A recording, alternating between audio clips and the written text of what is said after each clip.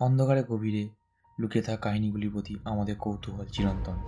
ভয়, রহস্য আর অজানার প্রতি আকর্ষণ আমাদের মনকে অদ্ভুতভাবে আকর্ষণ করে। আজ আমরা আপনাদের নিয়ে যাব এমন এক জগতে যেখানে বাস্তব আর কল্পনার সীমারেখা যেন মুছে যায়, যেখানে প্রতিটি শব্দ, প্রতিটি ছায়া আর প্রতিটি নিঃশ্বাসের শব্দ লুকিয়ে থাকে এক গভীর রহস্য।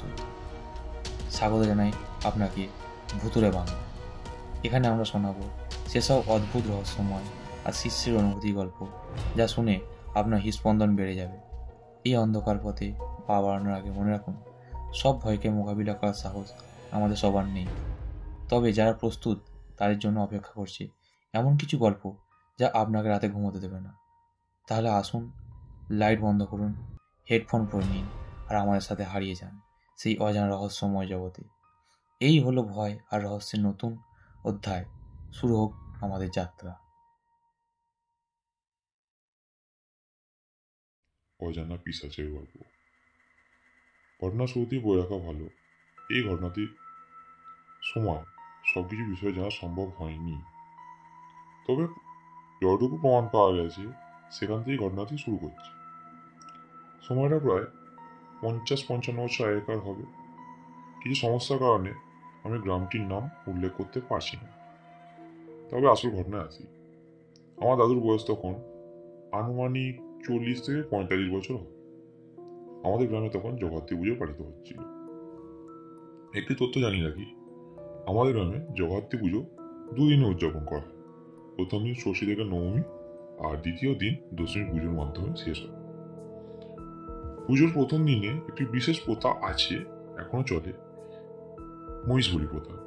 এই বলি দেখতে প্রতি বছর প্রচুর মানুষের ভিড় জমত, এখনো জমে। প্রথম দিনের সমস্ত কাজ শেষে গ্রামের প্রবীণ ব্যক্তিরা সাধারণত বারোই তলায় রাত কাটাতেন। সেবারও এর ব্যতিক্রম হয়নি। আমার দাদু এবং তার এক বন্ধুর দাদু বারোই তলায় রাতের বেলা শুয়েছিলেন। সময় তখন প্রায় রাত 2টা। সেকালের হিসেবে রাত 8টাও অনেক গভীর রাতের সমান ছিল, কারণ তখন বিদ্যুৎ সংযোগ ছিল না। মানুষ হারিকেন আর হ্যাচেক বাতি ব্যবহার করত।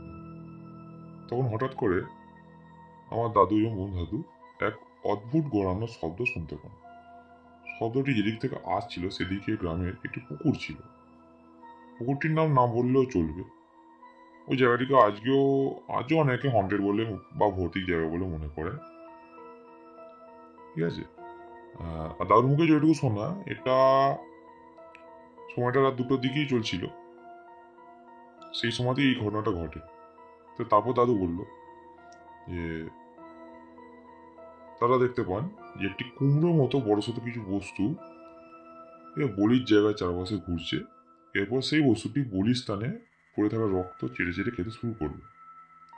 এই দৃশ্য দেখে দাদু ভয়ে চিৎকার করে তার বন্ধু দাদুকে জিজ্ঞেস করেন, ওটা কি? তখন তার বন্ধু দাদু ফিস করে বললেন, চুপ করো, চুপ করে শুয়ে থাকো। এই কথা শুনে আমার দাদু ভয়ে চুপচাপ শুয়ে পড়ে। পরদিন সকালে দাদু আবার বিষয়টি নিয়ে তার বন্ধু দাদুকে জিজ্ঞাসা করলে তিনি জানান ওটা একটা পিশাচ। প্রতি বছর বলির রক্ত খেয়ে কিছুক্ষণ থেকে চলে যায়। অবশ্য বর্তমানে আর এসব ধরনের কিছু দেখা যায় না। জগদ্ধাত্রী পুজো এখনো ধুমধাম করে পালিত হয়, তবে সেই অতীতের ভয়াবহ ঘটনার গল্প এখনো গ্রামের বয়স্কদের মুখে শোনা যায়। ধন্যবাদ। গল্প এখানেই সমাপ্ত করলাম।